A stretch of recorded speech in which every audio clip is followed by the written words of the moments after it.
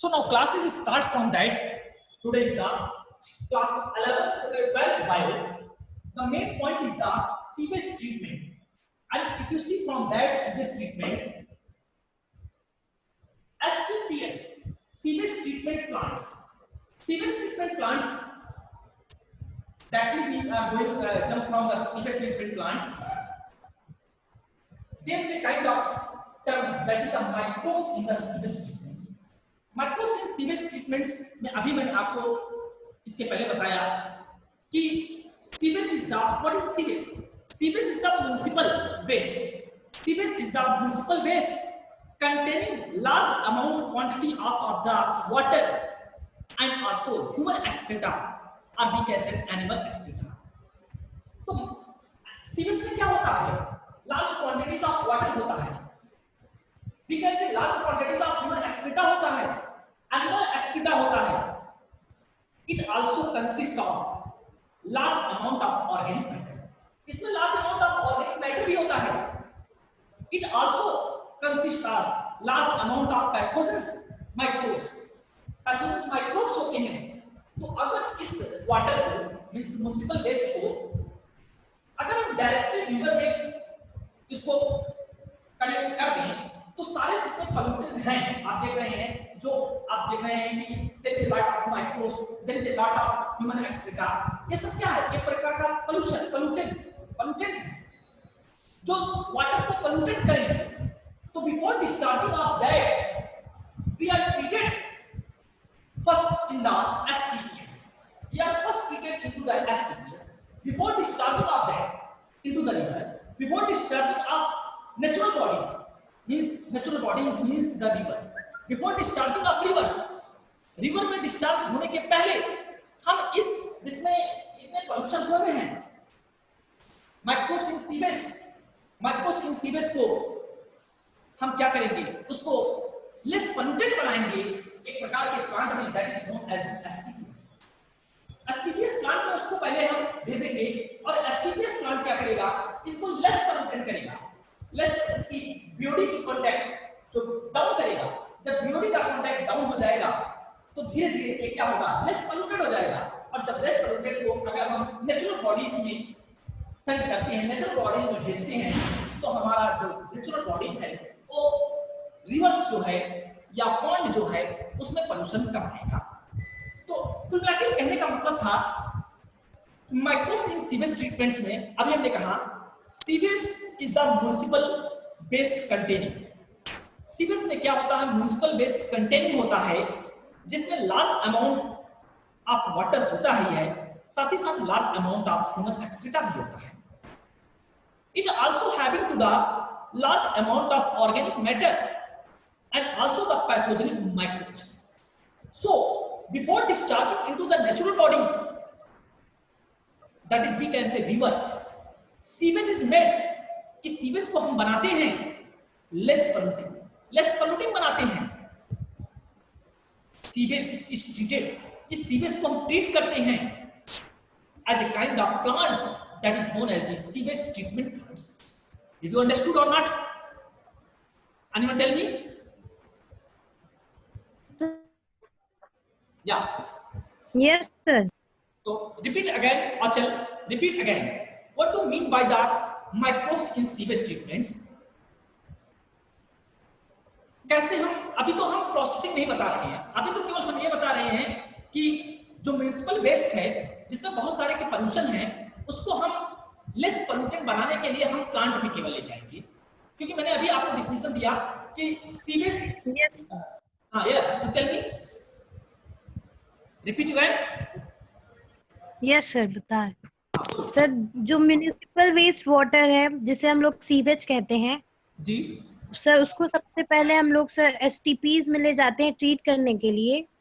उसके बाद हम लोग उसको नेचुरल वाटर बॉडीज जैसे कि रिवर्स हैं स्ट्रीम्स हैं इसमें भेजते हैं. इसको हम लोग डायरेक्टली यहाँ पे डिस्चार्ज नहीं करते हैं क्योंकि ये बहुत ही ज्यादा गंदा होता है मतलब बहुत ज्यादा पॉल्यूटेड होता है जो कि हार्मफुल होता है. वाटर बॉडीज में बहुत सारे क्रीचर्स रहते हैं एक्वेटिक लाइफ होती हैं उनके लिए बहुत ही ज्यादा ये हार्मफुल होता है इसलिए इसको हम लोग डायरेक्ट डिस्चार्ज नहीं करते. अच्छा ये सही बताया कि sewage is the municipal waste. Sewage क्या है? एक प्रकार का म्युनिसिपल वेस्ट है। And in this municipal waste there is a large amount of pollutant is present. As you think about that, it contains, no doubt, it having to the water in the sewage, there is a large content of water is present, and including of water there is a large quantities of human excreta, we can say from the animal excreta, also for the organic matter, and also pathogenic microbes are also present. If we are directly discharge this sewage from the river, then river may be polluted. So before discharging of this sewage, they are treated in a kind of plant. That plant is known as the STPs, sewage treatment plants. Sewage treatment, a question arises, why sewage is treated in this plant? Why sewage is treated from this plant? Answer: two. एक हम one words का answer आपसे पूछना चाहते हैं, why sewage is treated from STPs? Give the one words.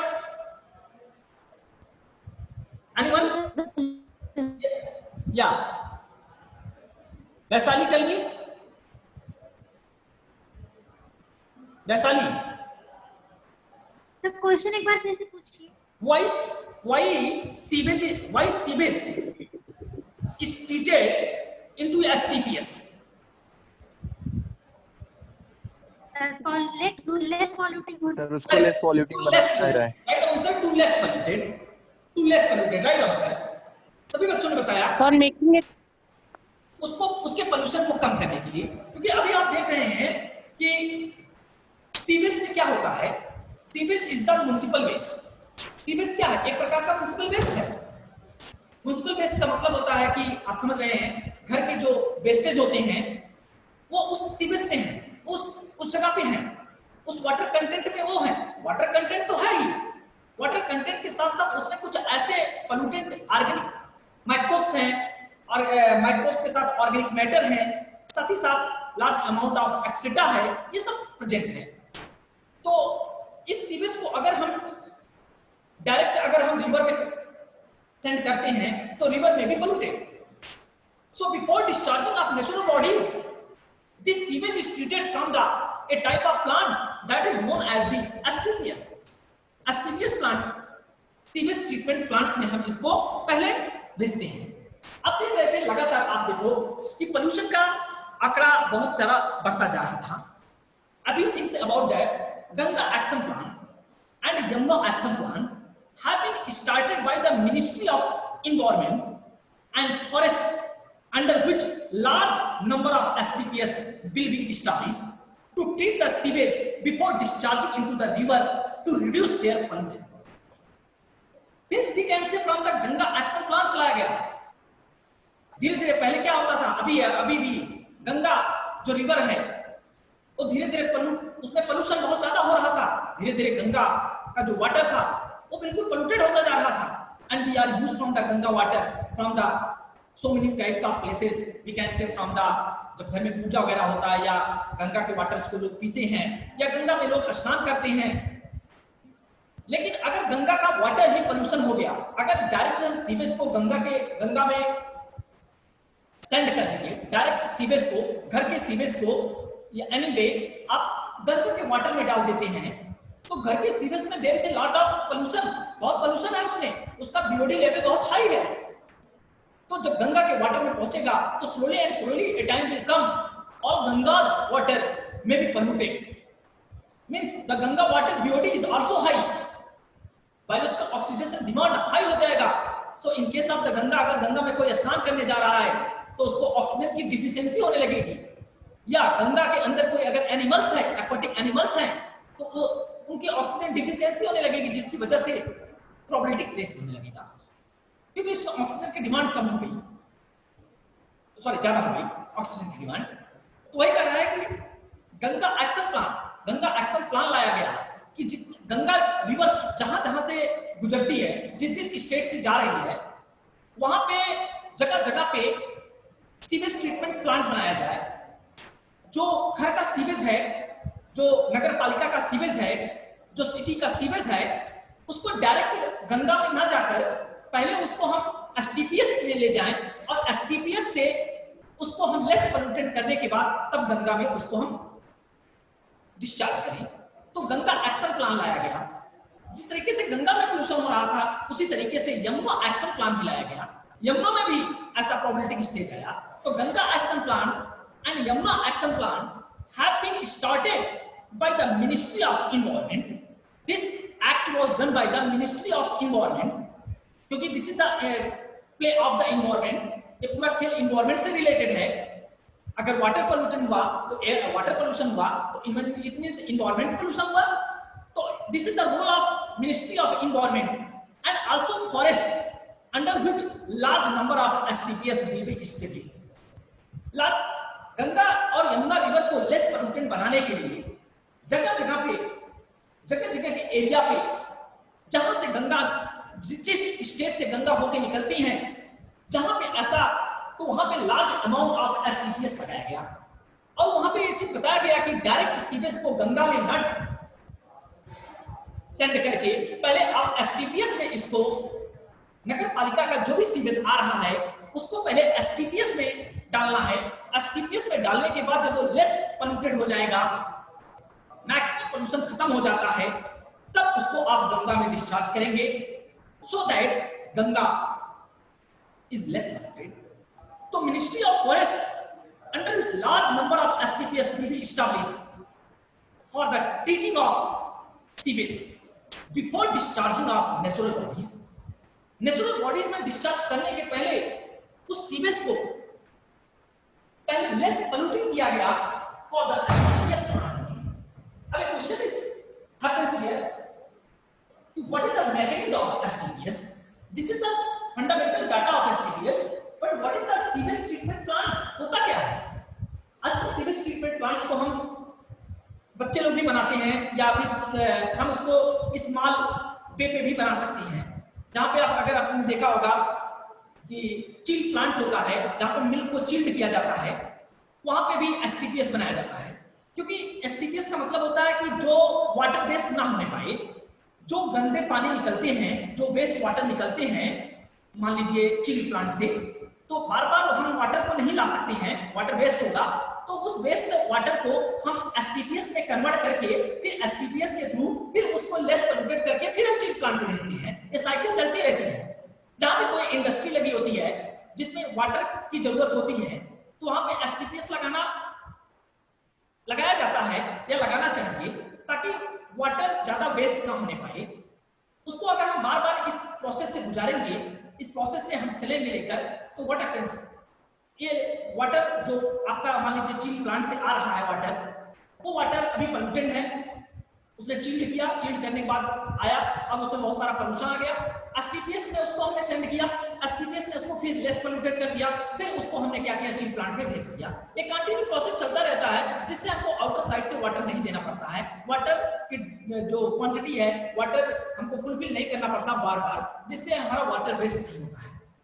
तो जरूरी नहीं है कि ये हम वहीं पे लगाएं जहां पे गंगा है, जहां पे यमुना है। हम किसी भी इंडस्ट्रीज में ऐसा लगा सकते हैं जहां पे वाटर की जरूरत होती है इंडस्ट्री में, और वो वाटर कुछ टाइम के बाद पोल्यूटेड हो जाता है, तो उसको लेस पोल्यूटेड करने के लिए एसटीपीएस यूज करते हैं। जैसे हमने कहा कि चिल्ड प्लांट्स में आपने चिल्ड प्लांट देखा है? चिल्ड प्लांट किसी ने देखा है? नो सर, नहीं देखा है आपने। चिल्ड प्लांट में होता क्या है, जनरली आप नेक्स्ट चैप्टर में जब जाते हैं जिसमें आपका, तो उसमें चिल्ड प्लांट के विषय में हल्का सा था। तो चिल्ड प्लांट में होता क्या है कि जो डिफरेंट काइंड्स के मिल्क आते हैं, एक प्लांट लगाया गया जिसे कहते हैं चिल्ड प्लांट। चिल्ड प्लांट में क्या होता है, आप डिफरेंट एरिया से जो मिल्क आते हैं उस मिल्क को एक कंटेनर में टेस्ट करके, पहले मिल्क को टेस्ट कर लिया जाता है टेस्टिंग मेथड से, और मिल्क को सबको एक कंटेनर में रख दिया जाता है। अब उस कंटेनर के माध्यम से अब हमारे पास चिल्ड प्लांट होता है, उसमें दो पाइप होते हैं, एक पाइप में चिल्ड वाटर चलता है, एक पाइप में चिल्ड वाटर चलता है, बिल्कुल चिल्ड वाटर चलेगा। अमोनिया चिल्ड करता है तो अमोनिया का हम प्लांट लगाते हैं, वाटर के साथ अमोनिया आता है, वो अमोनिया क्या करता है, उसको एकदम चिल्ड कर देता है। वाटर, एक पाइप में वाटर की चिल्डिंग चल रही है, दूसरे पाइप में मिल्क चल रहा है। दोनों एक प्लेट से गुजारी जाती हैं। लुक इन दिस, मान लीजिए प्लेट है ऐसे, इस तरीके की प्लेट है, आप देख रहे हो ये जो प्लेट हमने बनाया है, यहां पे देख रहे हो इस प्लेट में क्या हो रहा है, इस प्लेट के थ्रू ये दो, वन प्लेट है, ये टू प्लेट है, दो प्लेट आप देख रहे हो, एक प्लेट और दूसरे प्लेट के बीच में गैप बहुत कम रहता है। इस प्लेट से क्या होता है, चिल्ड वाटर ड्रॉप वाइज चल रहा है, चिल्ड वाटर चल रहा है, सेम उतनी ही फ्रीक्वेंसी, उतनी ही वेलोसिटी से इस प्लेट से क्या हो रहा है, मिल्क क्या हो रहा है, मिल्क चल रहा है, मिल्क ड्रॉप वाइज दे रहा है। अकॉर्डिंग इतना चिल्ड होता है, इसका दोनों प्लेट के बीच की डिस्टेंस बहुत कम होता है, जिसकी वजह से ये इसका जो चिल्ड है, जो टेम्परेचर है, वो टेम्परेचर का इक्विलिब्रियम क्या होता है, इस वाले प्लेट पे होता है, जिसकी वजह से ये मिल्क जो होता है जब इस प्लेट से बाहर निकलेगा तो मिल्क बिल्कुल चिल्ड हो जाएगा। और आप जानते हैं मिल्क जब चिल्ड हो जाएगा तो आप जानते हैं कि high position of the temperature, low position of temperature, यहाँ पे टेम्परेचर क्या हो गया, बहुत लो हो गया। लो टेम्परेचर पर माइक्रोब्स क्या होते हैं, ग्रोथ नहीं कर पाते हैं। माइक्रोब्स तो हैं लेकिन ग्रोथ नहीं कर पाएंगे, जिसकी वजह से मिल्क क्या होगा, प्रोटेक्शन में हो जाएगा, मिल्क प्रोटेक्ट हो जाएगा। तो आप देख रहे हैं यहां से इस हमने क्या किया, दो प्लेट बनाया, दोनों प्लेट के बीच में डिस्टेंस बहुत कम किया। चिल प्लांट में कभी आप जाके देखेंगे तो दो प्लेट ऐसा प्लेट इस तरीके का प्लांट बनाया जाता है जिसमें दो प्लेट होता है, ऐसे बहुत सारे प्लेट होते हैं, लेकिन हम दो का एग्जांपल ले रहे हैं, केवल वन और टू का एग्जांपल। वन प्लेट से क्या होता है, बाहर से हम चिल्ड वाटर ले आ रहे हैं, ये चिल्ड वाटर है, H2O है, चिल्ड वाटर। इसको कैसे हमने चिल्ड किया है, यहाँ पे एक प्लांट लगा रखा है अमोनिया का, यानी स्त्री का प्लांट लगा रखा है। अमोनिया के थ्रू इस वाटर को हम अमोनिया के थ्रू चिल्ड करते हैं, वाटर का रिएक्शन अमोनिया से कराते हैं, तो जब ये चिल्ड हो जाता है, जब चिल्ड हो जाता है तो चिल्ड वाटर जा रहा है इस प्लेट में, बहुत स्लोली वेलोसिटी से चल रहा है, बहुत स्लोली ड्रॉप वाइज दिखता है। और सेम दूसरे पाइप से हम क्या करते हैं, मिल्क का कनेक्शन करते हैं दूसरे पाइप से, जो कंटेनर था, इस कंटेनर में मिल्क रखा हुआ था, यहाँ पे मिल्क है, इस कंटेनर में मिल्क है, तो इस कंटेनर में अगर मिल्क है तो मिल्क यहाँ पे इस कंटेनर से मिल्क क्या होता है, स्लोली चलता है इस प्लेट में, और यहाँ से चिल्ड वाटर स्लोली चलता है इस प्लेट में। दोनों प्लेट के बीच की डिस्टेंस बहुत कम होता है, तो इसका जो टेम्परेचर होता है इस प्लेट का बहुत ही लो हो जाता है। लो टेम्परेचर की वजह से प्लेट के अंदर टेम्परेचर बहुत लो है, जिसकी वजह से चिल्ड वाटर है, उस वो टेम्परेचर जो होता है, ये प्लेट है उस टेम्परेचर को कंज्यूम करता है, जिसकी वजह से, जिसके इंडक्शन से, जिसके थ्रू ये प्लेट जो होता है, ये प्लेट जिसमें मिल्क चल रहा है, ये भी प्लेट क्या हो जाता है, चिल्ड हो जाता है। अर्थात यहाँ का जो टेम्परेचर है बिल्कुल डिस्टेंस कम है, यहाँ का टेम्परेचर जो है इस पे इफेक्ट डालता है, और इसकी वजह से क्या होता है, मिल्क क्या होता है, चिल्ड हो जाता है। लेकिन कभी भी वाटर और मिल्क दोनों आपस में मिक्स नहीं होते हैं, इसके स्टिमुलेशन से, इसकी वजह से ये क्या हुआ, चिल्ड हुआ है। अब ये चिल्ड मिल्क को निकाल लिया जाता है, और चिल्ड मिल्क को निकालकर पैकिंग मशीन में भेजा जाता है, जहां पे क्या लगे रहते हैं, पहले से रैपर लगे रहते हैं, और उस रैपर में फटाफट क्या होता है, पैक होता जाता है ऑटोमेटिकली। और जो आप देखते हैं मार्केट में अमूल का मिल्क आता है या अदर मिल्क जो आता है, वो क्या होता है, चिल्ड होता है। तो जब वो फैक्ट्री से निकाले गए, जब वो चिल्ड प्लांट से निकाले गए तो वो चिल्ड थे, और जब वो ट्रांसपोर्ट किए जाते हैं तब भी उसका टाइम ड्यूरेशन होता है, इतने टाइम तक वो चिल्ड रखे रहेंगे। जो स्टोर करता है शॉपकीपर, वो भी उसको किसमें रखता है, फ्रीजर में रखता है, ताकि माइक्रोब्स एट दैट टाइम, आप जानते हैं माइक्रोब्स जनरेट नहीं कर पाएगा लो टेम्परेचर पर या बहुत हाई टेम्परेचर पर, माइक्रोब सर्वाइव नहीं कर पाता है। जैसा कि हमने बताया था आपको लास्ट टॉपिक में कि स्नो ऑफ लेयर में भी माइक्रोब्स पाए जाते हैं, लेकिन वो माइक्रोब सर्वाइव नहीं कर पाते हैं। हमने आपको बताया था थर्मल प्लांट में माइक्रोब्स पाए जाते हैं, लेकिन वो सर्वाइव नहीं कर पाते हैं। जब तो इसका मतलब जब अभी मिल्क क्या है, प्रोटेक्शन में है, यहां से मिल्क निकला तभी मिल्क प्रोटेक्शन में है, और इसके बाद जब ये स्टोर कीपर ने इसको, शॉपकीपर ने इसको ले गया, तो शॉपकीपर भी क्या करता है, फ्रीजर में रखता है।